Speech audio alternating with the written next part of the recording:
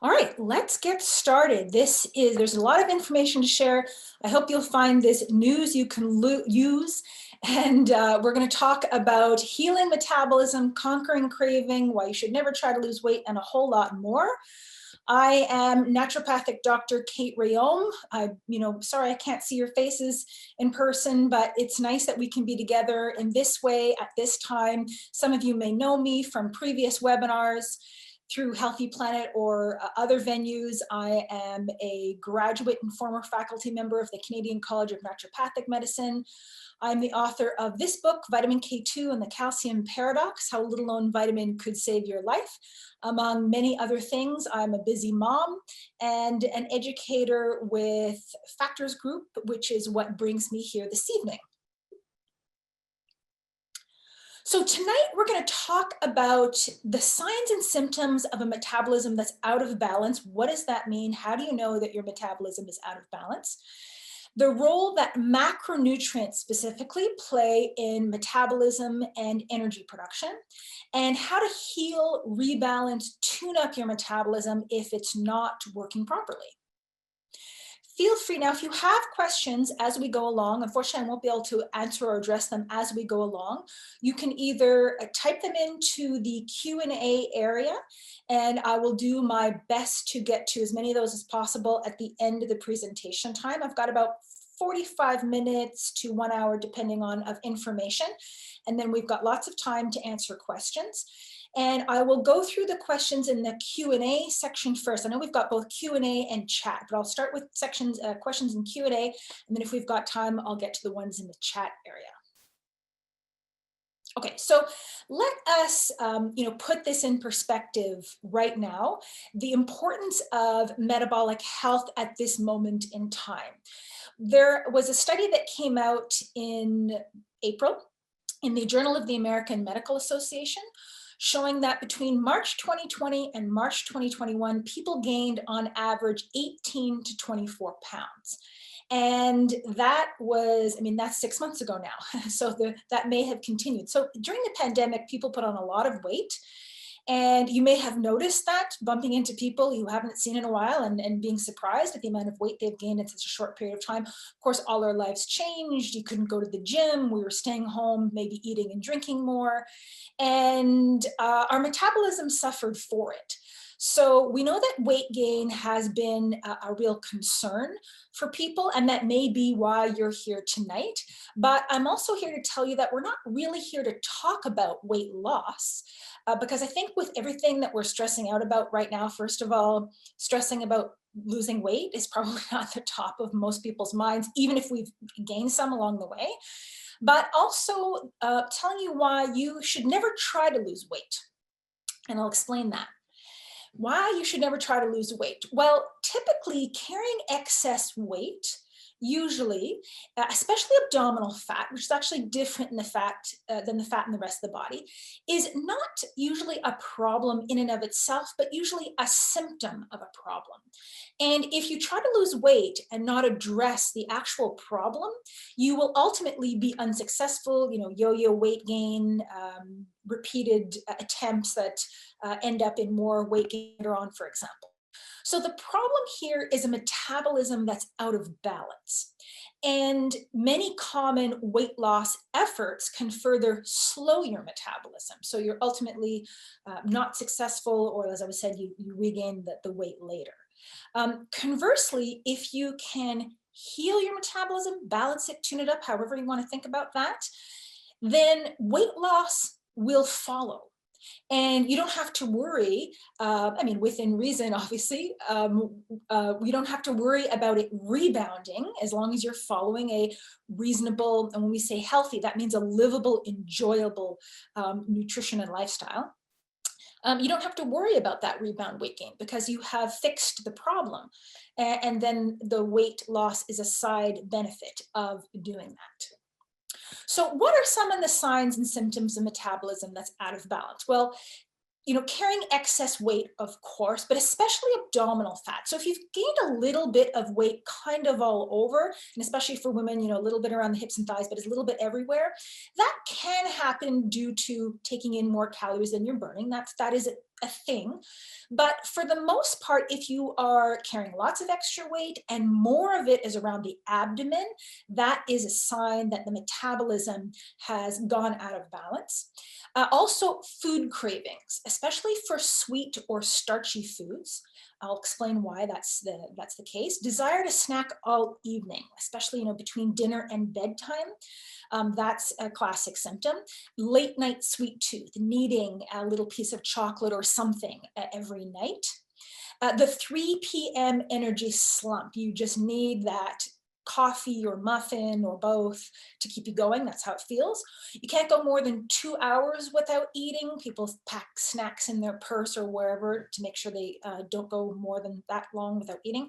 And frequent hanger. So when you get hungry, you get irritable. I'll explain why all of those things happen.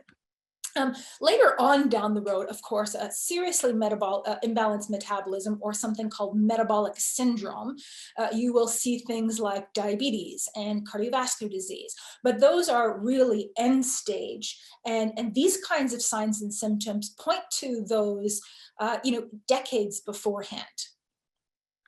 So what about abdominal fat? Why is it different than the fat in the rest of the body? Why does it seem so stubborn? That's not your imagination. We're not excited about excess fat anywhere in the body, but when it's in our arms and legs, it's primarily just insulation. It's inert, it's some storage of extra calories. But abdominal fat in particular is different. Once it reaches a certain critical mass, it can shift its nature. Now, there's two types of abdominal fat: visceral fat, so that's deep in and around your organs, as well as subcutaneous fat on the outside. But for the average person, it's impossible to tell necessarily which is which. But if you're growing in that area, you probably have some of both, especially if you find, for example, it's stubborn. And so that fat changes its nature once it reaches a certain critical mass, and it no longer acts like inert fat cells or insulation in the rest of the body. It becomes quite metabolically active. And that means it starts to grow in response to hormones. Especially the hormones that will make this fat grow is insulin, coming from lots of carbs in our diet, and cortisol coming from stress. Both of these hormones will feed that fat. Thyroid does absolutely play a role, but that's its own topic that we're not going to get into tonight because it's quite complex. Now, in turn, those fat cells will start to produce hormones, and hormones that encourage us to put on more weight. This sounds like a mean trick that's being played on us, or a bad joke, but it's not. This is, in fact, a survival mechanism, because it used to be that food was not abundant, so we have this mechanism built into us that when food's abundant, the body will start to encourage us to put on as much weight as possible to hang on to that for the next famine, except the famine's not coming. These cells also act as a reservoir for estrogen levels. This affects both men and women potentially quite negatively. And altogether, essentially what happens when this fat grows to a certain critical size, you have a large gland in your body that you didn't have before, and that can radically alter your metabolism and how your metabolism works. So we're going to break it down and make it real simple tonight. Metabolic healing in 3 steps. Specifically, macronutrients, because there's been so much controversy and changing opinion about that over the years, and there still is. Macronutrient intakes. Secondly, the importance of keeping blood sugar stable. Even if you don't think you have a problem with blood sugar, why that is the driving force and driving mechanism that perpetuates this metabolic problem. And third, physical activity, just busting a few myths. You might know, of course, we have to exercise, but you'd be surprised at how much, what kind, and sort of a few do's and don'ts around that. Okay, so let's start with macronutrients, because over the years, there's been low-fat diets, and then now low-carb diets, and high-protein, low-protein. The macronutrients are all over. So what's the deal with that? Well, protein absolutely is critical to maintaining your lean body mass. And that is key to metabolism. So protein needs to be a foundation of a healthy diet for overall metabolic health. Because if your muscle mass is shrinking, and I'll talk a little bit more about this, as it tends to with age, you're not retaining that. Lack of protein in your diet exacerbates that. You can't maintain your metabolism if the muscles aren't there. Next, fiber. We talk a lot about fiber, the benefits of fiber, but fiber is really cannot be overstated, the importance of this for metabolic health, because first of all, it's the key to maintaining satiety. So having you feel full and satisfied for longer. Specifically, it helps to keep your blood sugar stable longer, which is the key to banishing cravings that I'll show you. It also feeds your microbiome. It feeds the healthy bacteria in your intestines. This has a whole host of benefits for our health in general, but also for our metabolic health. Third, fat. A healthy metabolism absolutely needs healthy fat. You know, the days of low-fat diets, thank goodness, are far behind us. However, the concept that fat makes you fat or fat is bad, for the most part, that is not true. That you can have healthy fat as part of a healthy diet, and that this is important, in fact, for lowering inflammation, which is critical to a healthy metabolism as well. I certainly know, back in the 80s and 90s, when low-fat diets were really popular, the concept was you could eat as much as you want of anything as long as you didn't eat very much fat. And I followed that and, struggled with wondering why I was so overweight despite exercising like a maniac all the time. The fact is that, not eating fat means you're going to be eating more carbohydrates, and that will increase your insulin levels, which feeds fat storage. However, that doesn't mean you have to give them up altogether. So I know that ketogenic diets right now are hot, they're popular, and I'm not saying they don't work, but I'm saying that carbs, particularly low glycemic index carbs in moderation, can absolutely be part of a healthy diet. You don't have to go into ketosis in order to lose weight. Now, following a ketogenic diet, you will lose weight, but is that sustainable in the long term? Specifically, if you're going on and off it, studies have shown that's not a good idea. So I think that the key, the sweet spot, is to include enough slow carbs, as we call them, or low glycemic index carbohydrates, just enough of those to keep you satisfied. I think I just sort of covered all this. I jumped the gun on this slide about what about carbohydrates and should you go keto. It's something to try or experiment with, but ultimately, unless it's something you can stick with, I would say absolutely lowering certainly the high glycemic index carbohydrates, sugar, break up with sugar. The relationship wasn't working for you anyway. And a lot of the starchy foods as well, but that doesn't mean you have to be in ketosis to lose weight. You can still have a little bit of that and have a healthy diet.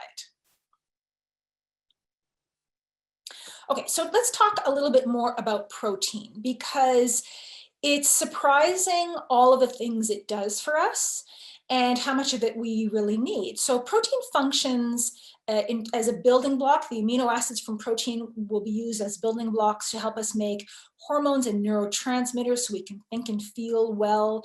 Enzymes, antibodies are really important for our immune system. Of course, providing us with energy. It really is important for stabilizing appetite and reducing cravings, balancing blood sugar. It's a key macronutrient for that. Increasing muscle strength, as I already mentioned, and mass. That helps to boost metabolism, increase your fat burning, maintain bone health, promote healthy brain function even, recovery from sports injury, as well as just any kind of physical activity, and minimizing the muscle loss that tends to happen with age. So super important, so many benefits associated with protein intake. How much do you need? This can be surprising, but a very common recommendation is between 0.8 and 1 grams of protein per pound of body weight for a lightly active person. So just to keep this formula or equation simple, for a 135-pound person times, let's say times 1 gram, for easy math, that would be 135 grams of protein per day. But on the conservative end of that, 135 pounds times 0.8 grams of protein per pound per day equals 108 grams of protein per day for a lightly active person. So think about that. Divide that into 3 meals, for example, of maybe 30 grams of protein per meal. That gets you up to 90. You still got a little ways to go in your snacks to get to your full 108. So what I'm trying to say here is that if you do this calculation, you'll realize that getting adequate amounts of protein intake to maintain your metabolism, prevent muscle loss with age, doesn't happen on its own. In other words, it doesn't happen without some thought, some planning, so, keeping certain foods in the house, having certain thoughts about the types of things, type of meals you might have for breakfast, lunch, and dinner. And in the beginning, yes, you might have to crunch a few numbers to say, well, how many eggs and whatever does this mean for me to make up that protein intake? And you'll be surprised that you do need to put some thought and effort into getting adequate amounts of protein, and especially if you're a very active person. Okay, so next about fat. I'm a big fan of fat. It's needed for absorption of fat-soluble nutrients like vitamin D and vitamin K2, that is near and dear to my heart. And it is important for balancing hormones. It is really important for a healthy inflammatory response. The types of fats that we eat can really be the gas or the brakes on the inflammation system in our body. And so it helps to, in that sense and others, maintain a healthy metabolism, supports cardiovascular, immune health, you name it, healthy fats are important. Now, this is another area that over the years, there's been lots of controversy, right? Because for many decades back when low-fat diets were popular, also the concept was saturated fat was bad for you and that butter was bad for you. And this was replaced with margarine, which ironically ended up being far worse for heart health and everything else than butter, because the body has no way of processing trans fats, for example. And so I think most people understand the dangers of hydrogenated fat, but there may still be a concept, like you still see those ads, right? Every new year, like clockwork, for egg white omelets, like this is the healthy choice. But the fact is, the egg comes with 2 parts, you should eat them both. The protein is in the white part, the vitamins, minerals, and all the other good stuff is in the yolk. And so if you want to know what's a rule of thumb in terms of healthy fats, think about old-fashioned fats, traditional fats that your grandparents or even their parents may have eaten. Things like butter, yes, even things like lard or goose fat, duck fat. Of course, olive oil has never been controversial. I know people freak out when I say lard. If you're not eating pork products, then you consider duck or goose fat. But butter is a solid choice. Coconut oil as well, although high in saturated fat, it is great for cooking and frying, has a nice high smoke point. Whereas the fats that were introduced to replace these, the vegetable oils, canola, corn, sunflower, safflower, are high in omega-6 fatty acids, which are problematic. And they are especially problematic when they're cooked at high temperatures. So like I said, the rule of thumb is this a fat you could make yourself? So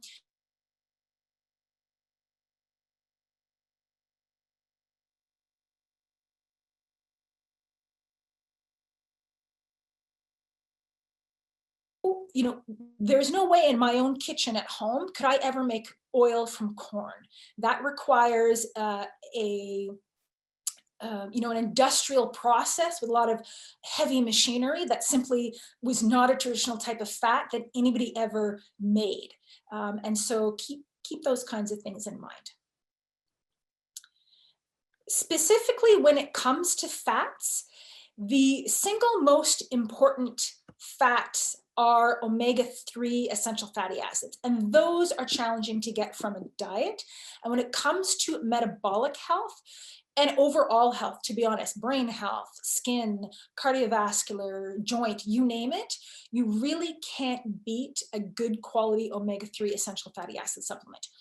We can find omega-3s in nature through grass-fed animal foods, which are difficult to come by, of course, we know, as wonderful as they are, and deep cold water fish, naturally, although especially the larger fish, They have environmental contaminants. It's not something that can be eaten on a daily basis.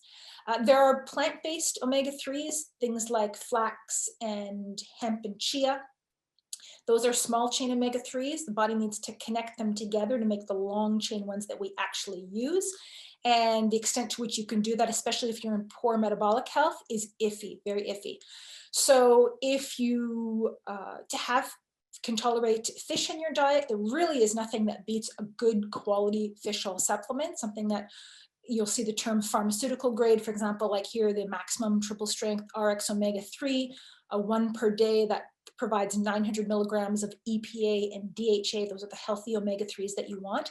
And this is really something this is a nutrient that I find is a foundation of good health. Thank you for those of you who were watching the takeover videos today. You'll notice that I started my day with water, lemon, coffee, and my fish oil. For people who are allergic to fish or following a plant-based diet, there are options. For example, the Whole Earth and Sea Pure Food Marine DHA. This is a form of the long chain omega-3 DHA that is identical to the ones you would find in fish, but this one is coming from a vegan source, which is a microalgae. There aren't many great vegan sources of EPA, but at least you can get the DHA from a plant-based source if you want to. Okay, so that's omega-3s. I would be remiss in discussing metabolism without discussing omega-3s. Okay, so let us move on to, I said, point number 2. So we talked about macronutrients. That was step number 1. I'm going to talk about the importance and role that blood sugar plays in this whole metabolic picture, because whether you know it or not, it is the driving force behind that mechanism that encourages us to put on more weight when food is abundant. That deep ingrained, ultimately it was a survival mechanism, but that now is turning against us, is driven by blood sugar. So as a reminder, here is what happens to your blood sugar when you eat a high glycemic index food. Pick your favorite, well, it might not be your favorite, but pick a common breakfast food. Donuts, bagels, muffins, cereal, toast, all of those things, pancakes, waffles, they will make your blood sugar shoot up, especially when they're covered with jam, syrup, whatever, up to a high unhealthy level. Now, we've all heard that high blood sugar is not good. That's true. It's not a good thing. But when your blood sugar is high, you don't feel it. That doesn't feel bad. When you do notice your blood sugar is when it starts to drop, because what goes up must come down, and typically the faster it goes up, the faster it's going to start to come down. And when your blood sugar starts to drop like this is when you will notice, because there's a few things that happen when your blood sugar starts to drop. So first of all, there are certain brain cells whose job it is in part to monitor blood sugar levels, because the brain always needs a supply of sugar. So if it senses the blood sugar is dropping, it will drive you to eat. And it won't drive you to eat carrots and celery or a nice healthy salad. It's going to drive you to eat something sweet or starchy, because that's what it feels like it needs to get blood sugar up ASAP. And so this is a real driving force behind cravings, especially the sweet cravings, especially ones we tend to get in the evening. This is really what underlies those. And so there's a lot of talk about cravings and willpower. Have a glass of water, walk around the block, eat some celery. You can try that, and you may, with very strong willpower, be successful for a while, but probably not so much in the long term, because the brain is telling you to eat a brownie or you're going to die, is more or less the message that you're getting, because that's what the brain thinks. Secondly, another thing that happens when the blood sugar drops like that, this is a stressor to the body, and the body wants a quick way to get your blood sugar back up, so it will start pumping out stress hormones. Adrenaline in particular, but also cortisol. And adrenaline is a blood sugar raising tactic. It will help to mobilize stored sugar, for example, in your body in glycogen form. And this is the driving force behind hunger. So if your blood sugar is dropping, you're pumping out adrenaline, you got like the shakes because you got to eat, that's adrenaline that's driving that. And so that is, it's not that dissimilar to, for example, road rage and other stress-related conditions. But the point is that this is a further stress on the body. And so just this fluctuation is increasing your cortisol levels, which is feeding your abdominal fat. So all kinds of things that happen with blood sugar that's going up and down, or that's been spiked by eating a high glycemic index food. Conversely, if you're eating a low glycemic index food, your breakfast instead was, eggs or an omelet or greens or some Greek yogurt or something like that, it doesn't go up that high, it doesn't go down that low, your brain cells aren't triggered for cravings, your stress hormones aren't triggered, you just sort of avoid all that. And that releases you from craving. So the key to getting over cravings is not just to ignore them, but to flatten your blood sugar up. They're just going to go away. Okay, so let's look at the blood sugar roller coaster. This is a graph, 24 hours of someone's blood sugar using something called a continuous glucose monitor. It's a little device. You can buy them now, I believe, online. People used to use them exclusively because of diabetics, but I think that you can still purchase them for your own purposes. And it will monitor the blood sugar every few seconds throughout the day. So this is a person who does not have a diagnosis of diabetes because that's made based on a fasting glucose test that's done in the morning, and that person's results on that test were not abnormal. They were maybe a little on the high side, but within the normal range, not a concern. But in fact, if you look at their blood sugar throughout the day, it is skyrocketing into diabetic levels at least half a dozen times. And as high as it goes up, it's going to start to plummet down. And when it plummets down enough, that person is going to need to eat. And so the blue dots for the most part here are when the person has eaten. This little blue dot here is breakfast. Blood sugar is up and down, starts to drop. Another blue dot means the blood sugar has dropped so much they need to eat again, up and down. And look what happens to the blood sugar late in the day. So dinner happens here around, looks like 5:30, 6 o'clock. Blood sugar goes up. I don't know what they had for supper, but blood sugar went up pretty high. Then it starts to drop. They need to have a snack. Up, drop. They need to have another snack. And so this tendency of the blood sugar to drop in the evening, if it's been up and down all day long, is the driving force behind that sweet tooth in the evening and the snacking between dinner and bedtime. Conversely, if you can manage to stabilize the blood sugar, those cravings just go away. And I've seen it, I've experienced it, that works. So how do we do that? Obviously, if high glycemic index foods are triggering this process, then eating low glycemic index foods is the solution. That is true. However, for people who are already on this roller coaster and already have these strong cravings, just switching their foods sometimes can be a real challenge, and it does not give the results you want as fast as you want, which leads people to get discouraged because the system's already so far out of whack that just by making better food choices alone, at least initially, isn't enough to overcome a lot of these phenomena. So I'm going to talk about a tool that's super helpful for getting the blood sugar flattened out. And then it makes it much easier for you to make healthy food choices and keep rolling with it on your own. So here's a look on the left-hand side of the baseline blood sugars. Now, this is an extreme case because we like to see the most extreme examples to start with, of a 46-year-old woman weighing 230 pounds at 5 feet tall. So she had a body mass index of 42. It's considered to be morbidly obese.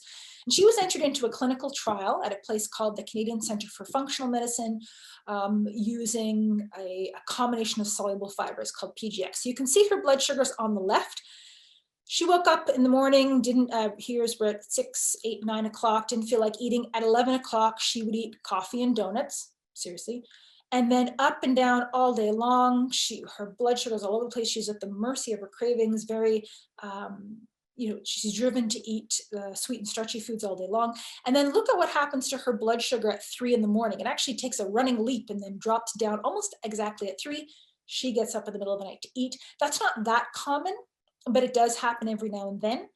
I did get an email once from a fellow who said he got up every night at 3 o'clock in the morning to walk to the corner store to eat donuts. Again, not common, but it does happen.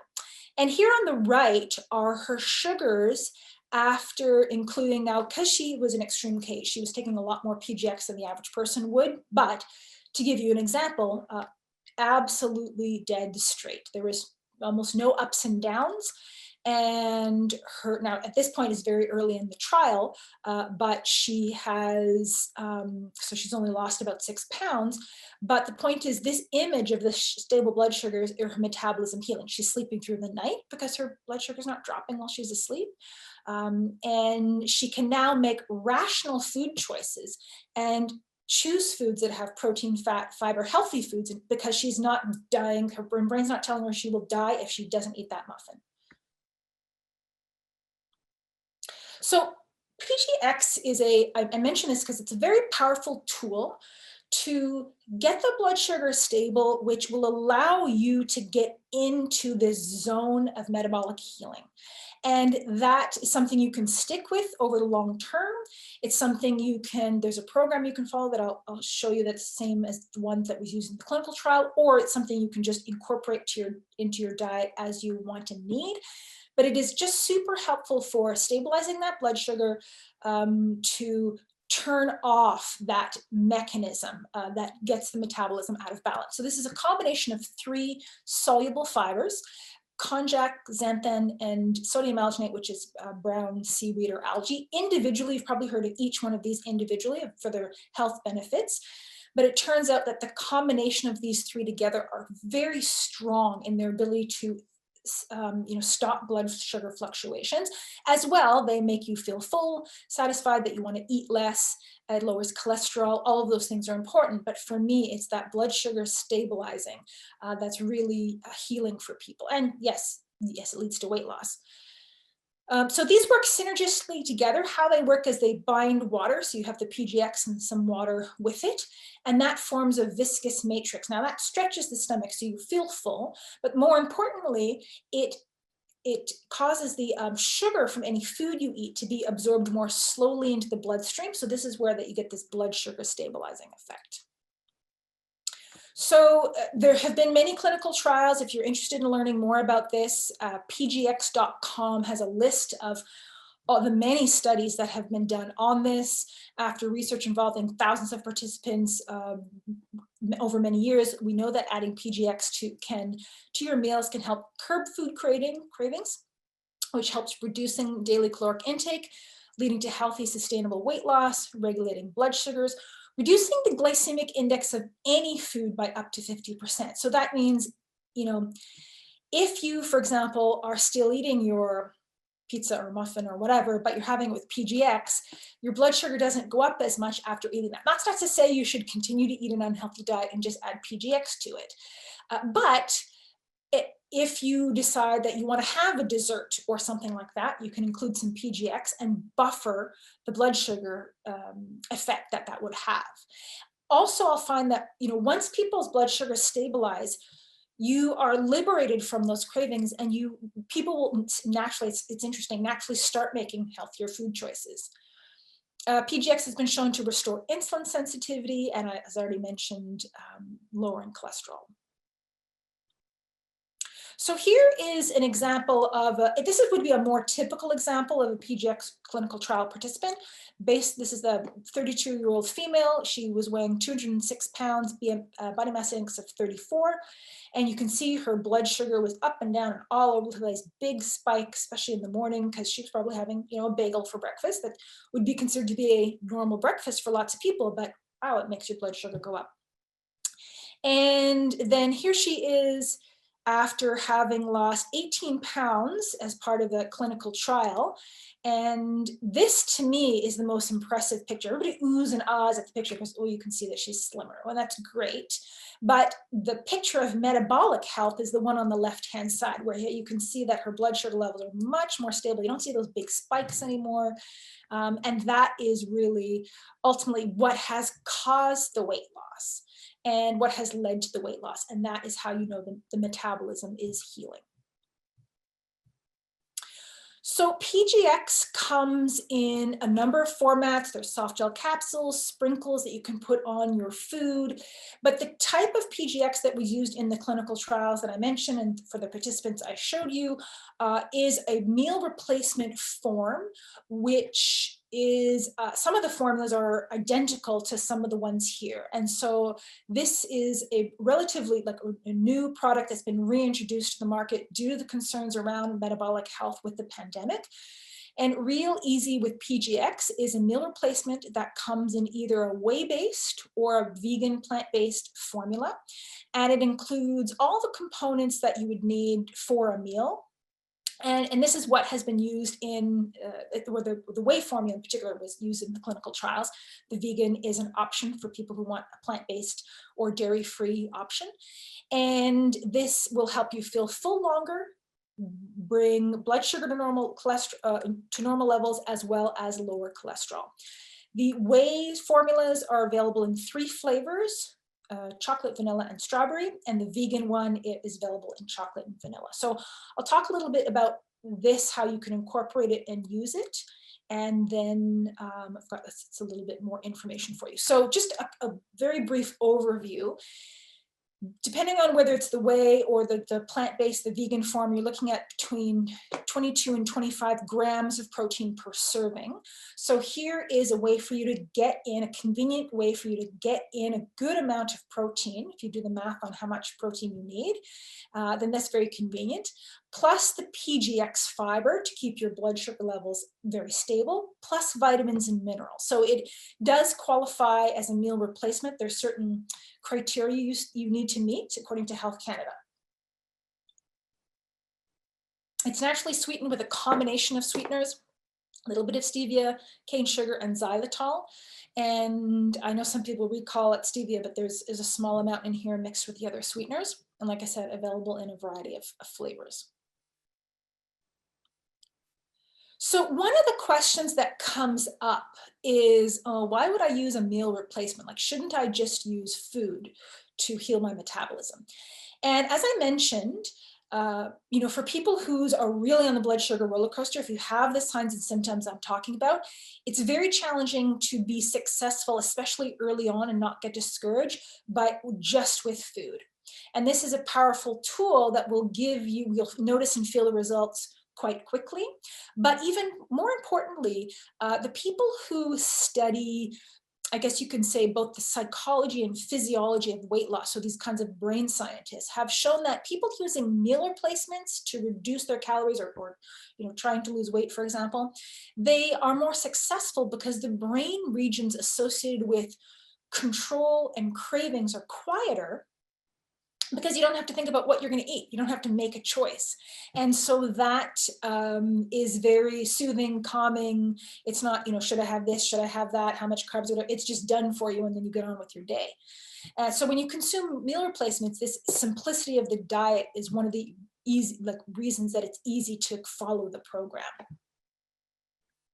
So speaking about programs, now Real Easy does have a program that goes with it if you want to follow the same type of regime that was used in the clinical trials at the Canadian Centre for Functional Medicine. That's available for you in this free booklet that is available called the Real Easy program, and that outlines this program. It is, as I say, easy as 1, 2, 3. You enjoy one of your own meals daily, and typically for most people that's supper. You can have supper with the family. Replace 2 meals instead with a serving of Real Easy. Shake that up, and then you have your own 3 daily snacks. That's the program that was used in those clinical trials. That said, this is very flexible, and if you decide you just want to make this your breakfast and then eat your other meals, or I know people who now at the time they were traveling and on the road, and they would just replace their lunch, which was a healthier choice than whatever they could get when they were on the roads. Very flexible in terms of how often that you want to use it. Obviously, the more often and more consistently you use it, the better results you can get. And especially initially, I think, following the program, especially initially, or if you really want to lose some weight, then following that program until you reach your goal weight is a great option. Now, Studies have shown that people do not reduce their metabolic rate losing weight with PGX. They do not lose muscle mass or water. Instead, it's true fat loss. One thing I need to be upfront about is that, of course, PGX being a fiber, when you first introduce it to your system, this is a prebiotic fiber. So it is food for the bacteria in the intestines. You are changing your microbiome. So for some individuals, the first time or for the first couple of days, that means you can have changes in digestion. For some people, not everybody, but gas, bloating, changes to bowel movements may occur. And if that does happen, best way to deal with it is reduce your PGX dose, like start with half a dose or half a scoop even, and then slowly increasing a little bit day by day, because you will be undergoing a change, a healthy change in the gut flora, but you don't want to necessarily do that all at once. So starting with a small amount and increasing is a great way to manage that. Drinking plenty of water, that's how PGX works. If you feel like it, then you can supplement with probiotics, because ultimately the beneficial bacteria are acting on that fiber, and that affects our digestion. And for some people, there are carminative herbs, things like fennel, anise, caraway, that can alleviate gas and bloating. For constipation, that's not that common, but rarely there's individuals, that usually means you're not drinking enough water, but vitamin C and magnesium are also important to promote regularity. Cautions that you'll see on the label: PGX is very safe, but the cautions you'll see on the label is consult a healthcare practitioner if you are under 18, pregnant or breastfeeding. If you're taking medication, prescription medication, it's good to take it 1 hour before or 2 hours after taking Real Easy. That's because it can slow the absorption of medication into the bloodstream. And supplements, you don't have to worry. Vitamins and minerals, in fact, it makes it into a time-released formula, which ultimately increases absorption. But medications, not all, but many of them are designed to reach the bloodstream at a specific rate, and you don't want to interfere with that. And one of the cautions you'll see on the label, which is just Health Canada standard, which is your goal to achieve weight loss, or if you're diabetic or on a cholesterol-lowering medication, consult a qualified healthcare practitioner prior to use, which is funny because many people taking this product would have those concerns. And of course, like any natural health product or medication, keep out of the reach of children. Okay, so then I want to say a few things about exercise, because there are some important tips and some myths around exercise. The most important one is you can't out-exercise a bad diet. I gave the example of myself back in the 90s when I was following a low-fat diet, which means I was eating a ton of carbs and I was exercising like crazy every day, aerobics instructor, all this stuff, and still overweight. And that's because weight loss is rarely a matter of calories in and calories out. Eventually somebody's going to say, oh, you just need to eat less and exercise more. Well, that actually, if you eat less and exercise more, it can absolutely slow your metabolism. So if you think about this change in your metabolism that happens leading to all these symptoms, and this being a survival mechanism to encourage us to put on weight when food's abundant, it can be that when you start working out more and stop eating as much, your body thinks that food is now scarce. You're looking for it and you can't find it because you're moving so much. You must be on the hunt for food and you're not finding it. That further puts your body into conservation mode. So watch out for that. Be aware of that you can't out-exercise a bad diet or burn off those extra calories. Just for example, by going for an hour on the treadmill to burn off that piece of pie. Well, that piece of pie wasn't just 300 calories, it made your insulin spike and your blood sugar drop, and you can't out-exercise that. And so sprinkle some PGX on the pie, prevent the blood sugar spike, and enjoy your exercise. Don't try to do extra because you had an extra cookie. Now, cardiovascular exercise or aerobic exercise will burn energy while you're doing it, but building muscle burns energy all the time, even while you're sleeping. So keep that in mind. This is a really important, building and maintaining muscle is a super important part of metabolic health. Doesn't mean you have to go to the gym every single day, but do some kind of weight-bearing exercises to maintain your muscle mass, not just walking. Walking is wonderful exercise, but you need to build your muscles. And then finally, keep in mind, but there's a caveat when it comes to exercise, especially a hard workout, it will stimulate your appetite. If you've really worked out hard or really been building your muscles, you will notice an increase in appetite. So be sure to, in the day or two after your workout, you're feeling more hungry, eat more protein. That's what your body needs for repairing that injury, the healthy type of injury that comes with exercise. But just be aware of that phenomenon and don't out eat all the benefits of your exercise with a big plate of pasta, but instead focus on protein. Okay, so that is an overview. I'm going to go to the questions. That was about 45 minutes, which is just exactly how much time I had planned. And I see there's lots of questions rolling in. So let's just, oops, that's not the slide I wanted. Where's my slide? So I'm going to start looking at the questions here. It looks like they're starting at the top. Some of them are just highs. Question is adrenal fatigue a huge part of the metabolic syndrome? That's a really good question. And adrenal fatigue can certainly be part of metabolic syndrome for some people. And it's common for people to have metabolic syndrome and be burnt out, but they don't necessarily come together. And don't think that, for example, you typically wouldn't see weight loss just from supporting adrenal function. So you may have metabolic problems and adrenal fatigue that come together, very common because they're both very common, but it doesn't necessarily mean that one caused the other. If I eat a lot of fish, do I need to take the RX omega-3? That's a great question too. Now, keep in mind that even Health Canada has said we shouldn't eat larger fish. So if you're eating little fish like anchovies and sardines, you can eat those on a daily basis. The bigger fish like salmon, for example, Health Canada said we shouldn't eat those more than about twice a week due to the levels of environmental contaminants in them. Even if it's wild caught, unfortunately, there's no way to get around that. So you absolutely need those healthy omega-3s on a daily basis, but you shouldn't eat fish every day. And so I would say, yes, it's beneficial to take the RX omega-3 even if you eat a lot of fish. How can we get adequate protein and fat while keeping cholesterol levels low? Great question. Well, the thing that will make your cholesterol level go up higher and faster than anything else is sugar.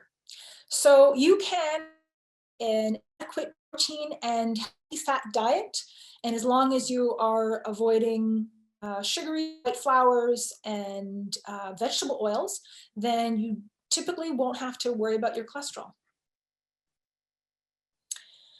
How can you get your daily protein requirements if you're a vegetarian? So this is one of the reasons why the Real Easy has been introduced in a plant-based version. And when it comes to, it is obviously more challenging to meet your protein intake if you're following a vegetarian diet. That doesn't mean that it's impossible. I'm sure that you're aware you need to be doing food combining. So it's a little bit more calculation if you're combining, say, rice and beans. How much protein you're getting there. But I really find that plant-based protein supplements are very helpful in this department because they are designed, somebody has done all the combining for you. They also often contain something called branch chain amino acids, which are specifically the amino acids that help us build muscle. So I really would recommend for vegetarians to invest in a good plant-based protein supplement because it's just a very handy and well-balanced way to make sure you're maintaining an adequate protein intake, in addition to obviously just more planning out of your meals. What kind of detox program would you recommend before doing a weight loss program? That's an interesting question. So weight loss ultimately is a form of detox in and of itself. And because as you are reducing weight, you are liberating toxins that have been accumulated and stored in those fat cells. That's very common. And so I don't necessarily recommend detox before weight loss, but if you find that you're hitting a plateau with your weight loss, one of the factors that can be a concern with that is that you are liberating toxins from as part of weight loss, and some of those toxins are obesogens.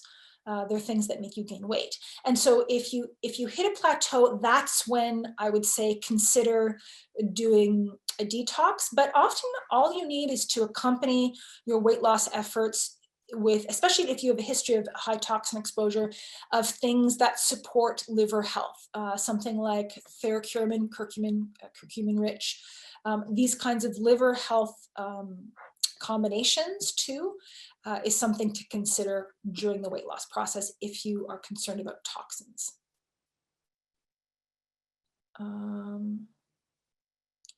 Is it true that DHA will raise bad cholesterol? I have not ever heard that before. I'm going to hazard a guess and say no, but I really haven't seen it. I'd have to look it up. What about no sugar cravings at all, but lots of evening salty food cravings? Oh, this is interesting. So if you're not craving sweets and starchy foods, you're just craving salty things. So there's a few things that can be going on with salt cravings. Salt cravings can be a sign of adrenal issues.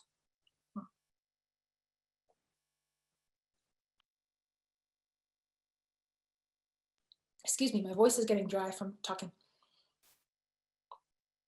So salt craving can be a sign of adrenal fatigue. When our adrenals aren't working as well as they should be, we start to sort of leach minerals. And so that can be a sign that you need to support your adrenal glands and adrenal health to help maintain your mineral balance. It can be a sign that you're low in minerals like magnesium and or rarely, but occasionally calcium. But those are the types of things that underlie salt cravings. Here we go. If we eat a higher glycemic index food right after consuming proteins and fats, like a cookie after healthy dinner, will your blood sugar stay more in balance and not spike? That helps. So yes, if you already have some protein and fat in your system, you will a little bit buffer the effects of eating a cookie, for example, not as strong as what you see with PGX, but it is better than eating it on an empty stomach. Is PGX safe for someone with mental illness? Yes, absolutely safe. Now, if the concern is around some kind of eating disorder, then you should check with your doctor. Or if you're taking medication, now this is one of the areas where the medications are often designed to reach the bloodstream at a certain rate. And so you don't want to slow that down. So you definitely, if you're taking any medication for mental illness, then you want to make sure that you are taking it well away from your PGX. How long does it take for PGX to start working? Well, you'll typically notice it within a few days that, once you get up to, if you start small and then work your way up within a few days to a therapeutic dose, you'll probably very quickly notice, within 2, 3, 4 days even, the sweet tooth going away. And then of course, feeling full and less hungry. So certainly within a week or two, you should be absolutely noticing way less cravings, way less sweet tooth, way less appetite. What are the side effects of PGX? So I already mentioned those, especially initially first few days, you can have changes in bowel movements, gas or bloating because of the fiber. PGX absolutely safe for somebody on blood thinners, no concern there.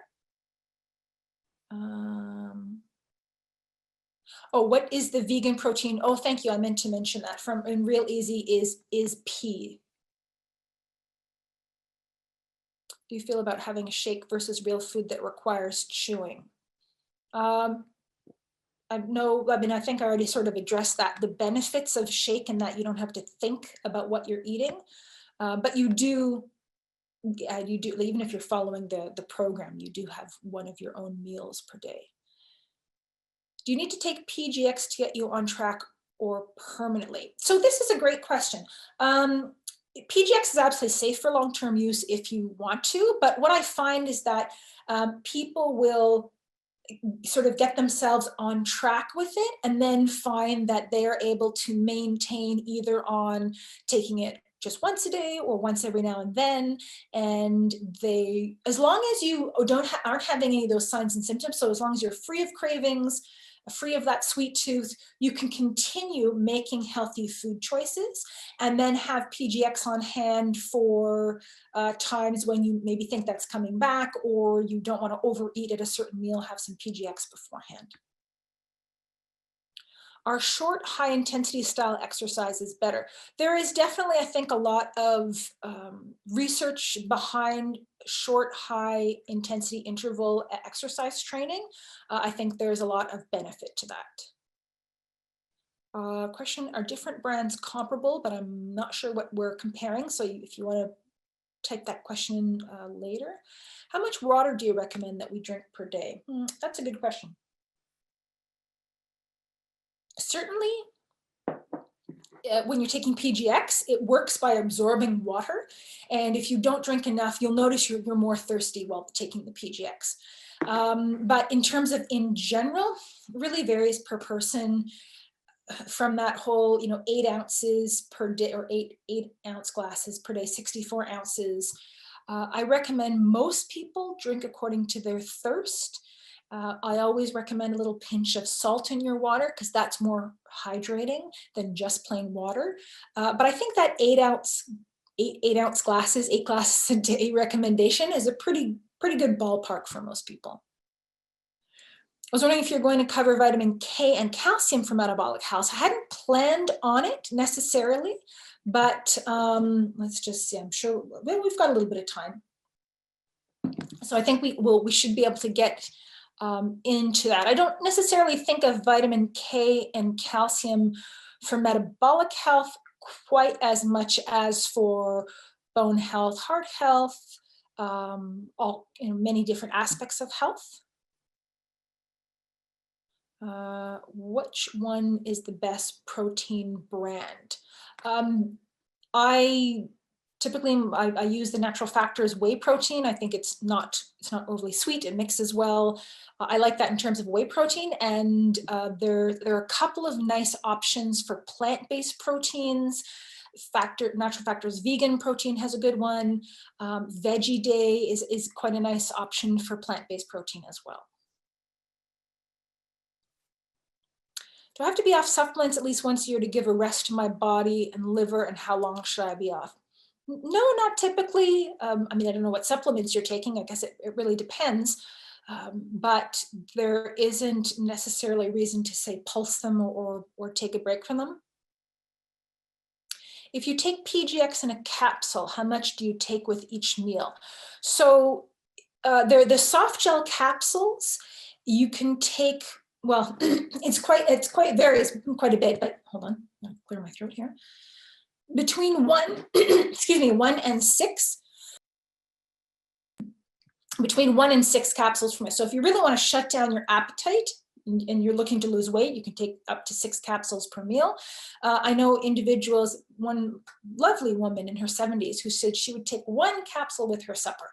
When she took 1 capsule with her supper, she didn't feel like eating dessert. Her husband would have dessert and she wouldn't. 3 months later, she had lost 17 pounds because she was no longer eating dessert. So it really varies depending on are you just trying to take away that sweet tooth? Are you really trying to cut your appetite and lose a lot of weight? The amount of PGX will vary according to that, but between 1 and 6 capsules. Any nutrition calorie apps that you recommend? Oh, that's a good question. And you know what? I don't know. So if anybody's on the line that knows a good nutrition/calorie app or macronutrient tracker or something like that, please let us know. Are hemp hearts and chia seeds considered a fat or a source of protein? There's both a little bit of fat and protein in hemp hearts and chia seeds. Especially the chia are really mostly fiber. You're not getting, although there are omega-3, plant-based omega-3s present in there, just taking them like that, you're not getting much protein or fat from the chia. A little bit more protein from the hemp for sure. Flax seeds as well, a little bit more fat. and flax oil. Can PGX be used in the smoothie? Yes, definitely, absolutely. The granules, you can put them in a smoothie, or obviously this is a smoothie. Can you add yogurt to the Real Easy PGX in a smoothie? Oh yeah, sure. Yeah, you could add yogurt. There's all kinds of things that you can put into it. Plant-based protein supplement suggestions. I already mentioned that. Vegan Factors is a nice one, and Veggie Day has a really lovely line. Is Metamucil similar to PGX? Great question. So Metamucil is a type of soluble fiber. As you've seen it, you can like mix it. Although Metamucil, first of all, has a ton of sugar in it. I really don't recommend Metamucil for that reason. But Metamucil is also psyllium fiber. And although psyllium is absolutely soluble fiber, it can be quite irritating to the digestion for a lot of people. And so, it's similar to PGX in that it's a soluble fiber, but full of sugar, irritating to the digestion, and it doesn't really have this sort of a strong blood sugar or filling effects as PGX. Question: how healthy is grapeseed oil? So that's a nice choice. In moderation, I believe grapeseed oil has a high smoke point. So in other words, it's not damaged by cooking at high temperatures like some of the vegetable oils are. Does PGX have vitamin K in it, which is not good for someone on blood thinners? No, there's no vitamin K in PGX. What is the therapeutic dose for PGX? Well, as I mentioned before, it varies quite a bit, and you can get benefits from just cutting your sweet tooth and not wanting to eat dessert to really feeling full and not eating. So in that sense, the therapeutic dose is quite variable. But the clinical trials, people were typically taking, make sure I get this right, I think they were taking 5 grams twice a day. I think they were having like 5 grams with breakfast and 5 grams with lunch for the maximum benefits for weight loss. But certainly even just having one of those a day, you can get benefits as well. Price of the PGX, the vegan kind? Ooh, that's a good question that I don't know the answer to. If anybody's on the line like Janice, and you can type that in, or you'd have to go check the Healthy Planet website, because they usually have, obviously very good prices on these. Is it okay to mix fruit or spinach or kale with the Real Easy powder? Yep, definitely, absolutely. If you want to put it in a blender, you can do that. Eating pea protein seems to give me increased gas. Okay, what can I take to reduce or eliminate the gas symptoms? Yeah, I thought I had a slide. I don't know, I must have left it out somehow. But when I mentioned carminative herbs, fennel, anise, and caraway, let's see if my bottle's here, it's not. There's a product called Soothe Digest. It's a combination of those 3 herbs, fennel, anise, and caraway. It's just a really nice thing to have in your natural medicine cabinet for any type of gas and bloating. But if you experience gas and bloating with pea protein or PGX, then the Soothe Digest is really very nice to help with that.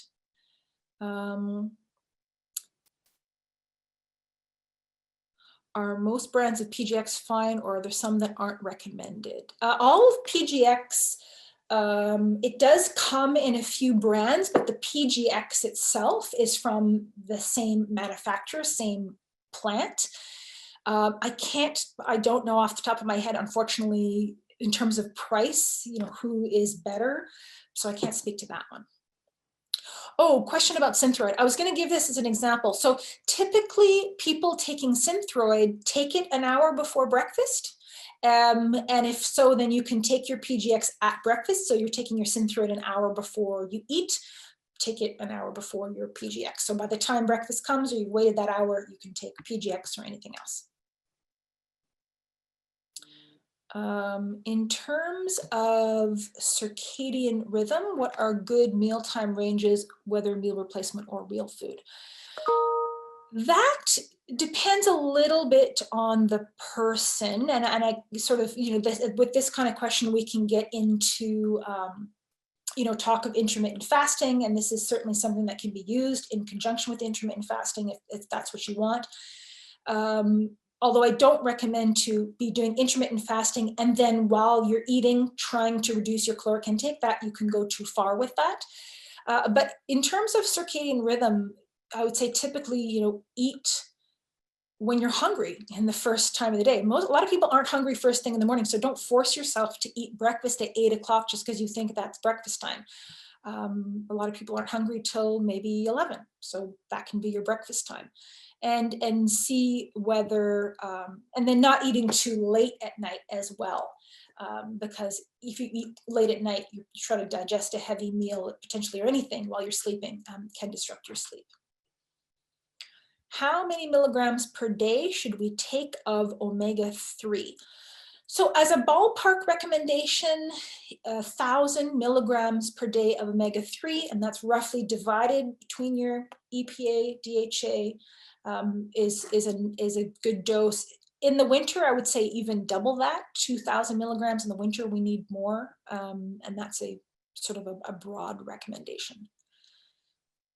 Oh, Vicky mentions I use the Carb Manager app for keeping track of macros. Cool. I recommend this to my clients and they like it. Health, Bionutrition, Vicky. Okay, great. So the Carb Manager app. Neat. Do I take Soothe Digest before or after vegan, real easy, and the timeline? So you just take the Soothe Digest. If you're experiencing gas and bloating, you can take it then. If you're not, then you don't have to take it. So you can experiment. If you find taking it at the same time is great, but it's pretty fast acting, so you just take it when you're feeling symptoms. Okay, so here we go. Prices. Healthy Planet website shows PGX soft gel, 750 milligrams, $48.99 for 240, $28.99 for 120. Any suggestions on a Grape probiotic capsule? Yeah, the Natural Factors has a great value for very nice formulas. For example, the Ultimate Multi-Probiotic Double Strength, quite like that one. Okay, so I think that's all the Q&A section questions, and I'm going to go over to the chat area. Okay, hold on. Are we going up or down with these? Just some load from the top and some load from the bottom. I am going to, okay, we're scrolling. Give me a second, guys. I'm just looking for the questions. What's more chat than questions?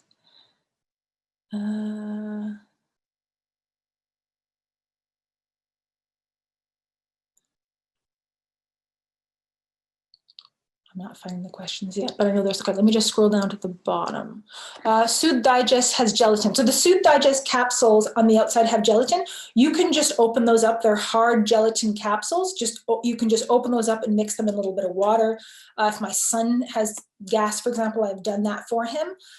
So that's usually what I do with those. I thought they were in a veggie cap, to be honest. But if you say they're not, then I'll check on that.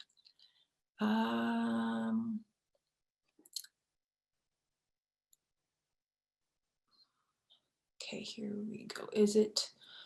Can I take collagen powder at the same time as PGX or Real Easy? Yep, that's no problem. Okay, we've got here chronometer.com. I think this might be possibly a calorie tracker app. Christine would like to know if she can drink red wine. I don't see why not. Protein. Okay, I think all of these questions we ended up typing them in the Q&A section. Oh, macronutrient recommendation for someone with metabolic syndrome who is also overweight. So really, metabolic syndrome, it's a spectrum. I mentioned some of the early symptoms. More weight gain tends to come with time, but the solution really is the same, regardless of where you are on that scale. Okay, I'm going to go back to the Q&A to see if there's any more questions there.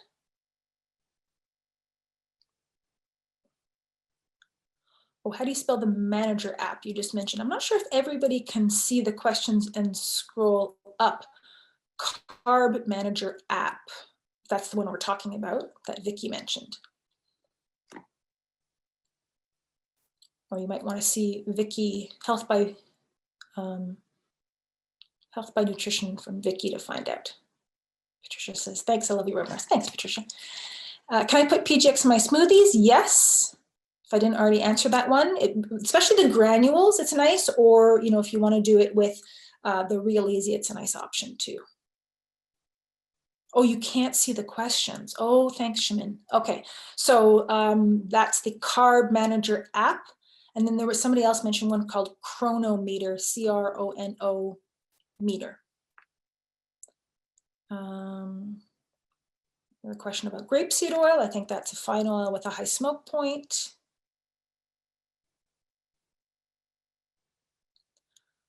Okay, I think that covers all of the questions that are coming in. I believe that the presentation as well will be posted online. And if you wanted to review it again, and I just want to see if there's any more comments about, okay, I mentioned all of those. So thanks everyone for your nice comments and feedback on the presentation. And I'm sure that there will be more information here about protein intake, light active persons suggesting up to 1 gram per pound of body weight. Yes, that's right. So 1 gram per pound of body weight per day was the recommendation for a lightly active person. All right, well, thanks everyone. I hope that you have found this practical information and that you will enjoy being released from your sweet tooth and other cravings and helping to heal the metabolism. We know that it's been affected over the last, one of the other things, or many things that have been affected over the last year and a half. So please take care, everyone. Thanks so much for your participation. Stay safe, have a healthy fall, and I'll see you again next time. Bye for now.